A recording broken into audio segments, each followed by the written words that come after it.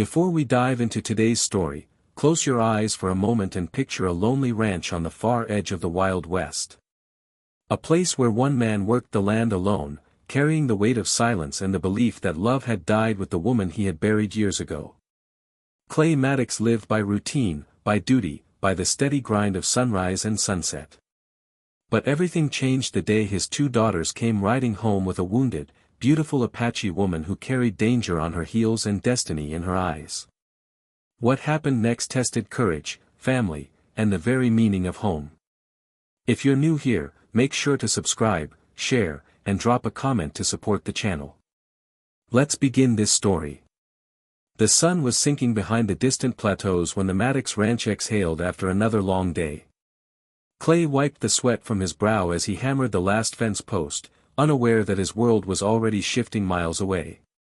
His daughters, Rose and Maggie, had left earlier to gather berries near the canyon rim. Clay trusted them, they were smart, capable, and raised on this land, but the West never stopped offering danger to the young and the kind. Rose was the steady one, thoughtful and brave. Maggie was fire in a small frame, fierce and quick to follow her sister anywhere. As they walked the narrow trail between cedar bushes, Maggie suddenly grabbed Rose's arm. A cry echoed from somewhere below, sharp, desperate, human. Rose didn't hesitate long. She knew their father would have checked that voice and she refused to be any less courageous. They scrambled down the rocky slope and found a woman near a fallen tree, her long black hair tangled with dust, her leg torn open by a deep gash. Her breathing was shallow, her skin burning with fever. When Rose knelt beside her, the woman flinched, eyes wild with fear. Maggie whispered that they should run home for their father, but Rose shook her head with fierce resolve. The woman didn't have that kind of time. Rose spoke softly, promising they meant no harm. Maggie hurried to fill her tin cup at a stream, her hands shaking.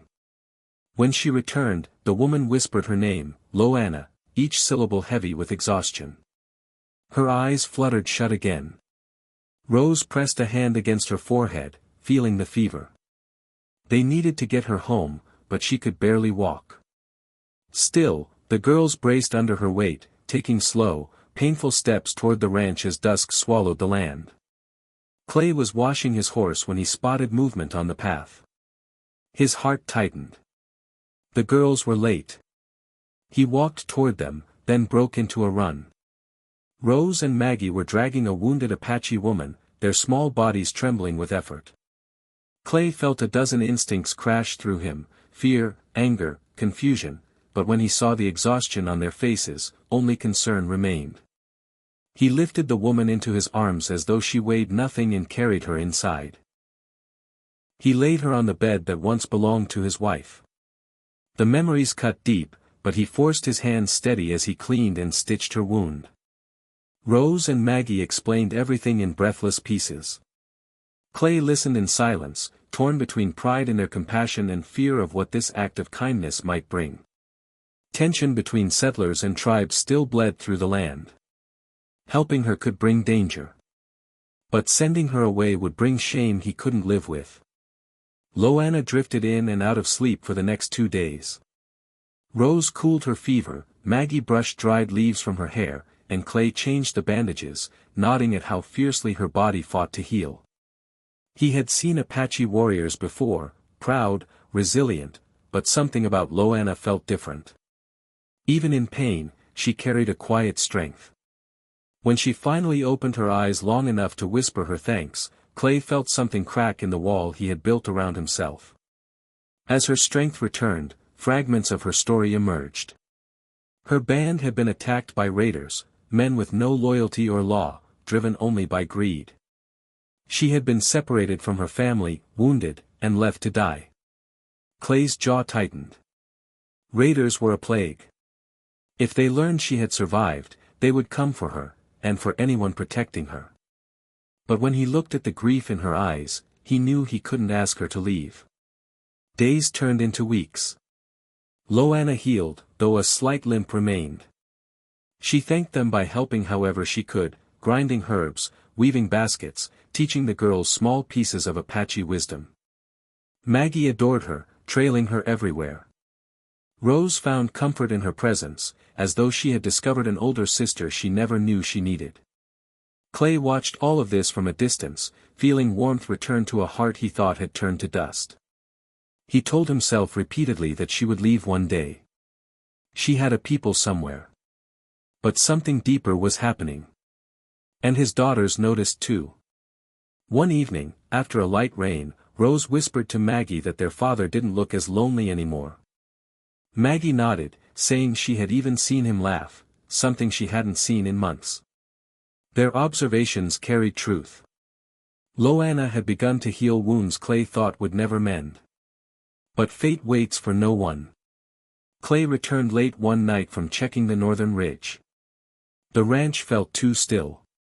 His horse snorted nervously. Clay grabbed his rifle and scanned the dark. Shadows moved beyond the fence line, silent, steady, creeping closer. His stomach dropped. Raiders. They had found Loanna. He stepped onto the porch, rifle ready. Inside, Loanna straightened, sensing danger like a change in the wind. She stepped outside despite the ache in her leg, her eyes narrowing when she recognized the approaching riders. These were the same men who destroyed her band. Clay hissed for her to get inside. She refused. She would not hide while the Maddox family paid for sheltering her. The raiders rode into view, guns glinting under the moon. Their leader dismounted, a huge man with a scar slashing down his face. He laughed when he saw Clay standing alone and shouted that the cowboy had something that belonged to him. Clay shouted back that no one would be taken from his land by force. The raider sneered, asking why Clay would risk everything for an Apache woman. Clay didn't answer. Some truths didn't need shouting. The first gunshot ripped through the night. Clay dove behind a wagon, returning fire. Loanna pulled the girls inside, ordering them to stay low. Then she grabbed her bow, a weapon Clay had repaired for her, and slipped out the side door like a shadow. Clay saw her move and nearly shouted, but when he watched her draw and release her first arrow, dropping a raider from his saddle, he understood, she wasn't running anymore. She was fighting for something she believed in.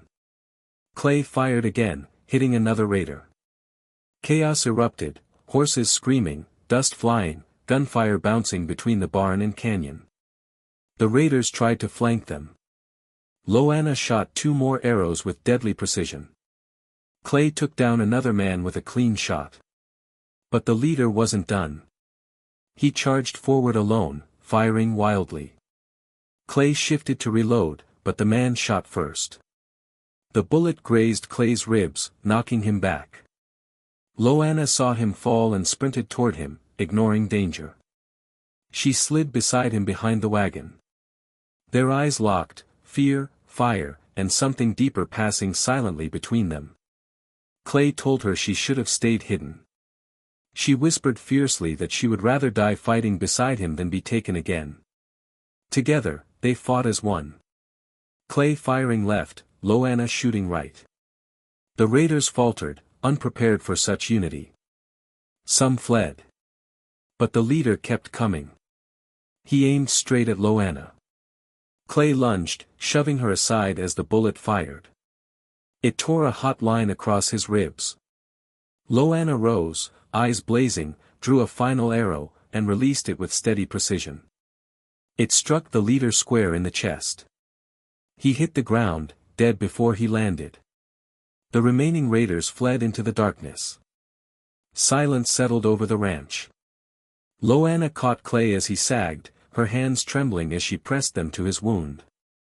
Rose and Maggie burst out crying, throwing their arms around him. Loanna held him until the pain eased. For the first time in years, Clay felt life warming the cold corners of his heart. By morning, Clay's wound had been cleaned and wrapped. Painful, but far from deadly. Loanna tended to him with gentle hands, her eyes soft with unspoken worry. The ranch felt different now, warmer, fuller, safe. Over the next days, she stayed close, helping with chores, teaching the girls, smiling more. Clay felt his heart soften each time she looked his way. Loanna felt something too. Something she thought had died with her people. One evening, Clay found her staring toward the distant hills. He asked softly if she wanted to return to her people.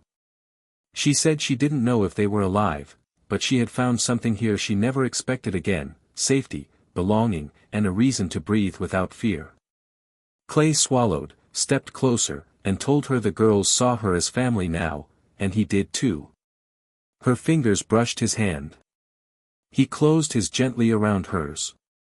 No words needed. The Maddox Ranch had once been a place of silence and loss. Now it was something reborn, stitched together by courage, kindness, and unexpected love. And as the night wind swept across the plains, Clay knew one truth with absolute certainty. The woman his daughters brought home hadn't just changed their lives. She had saved them.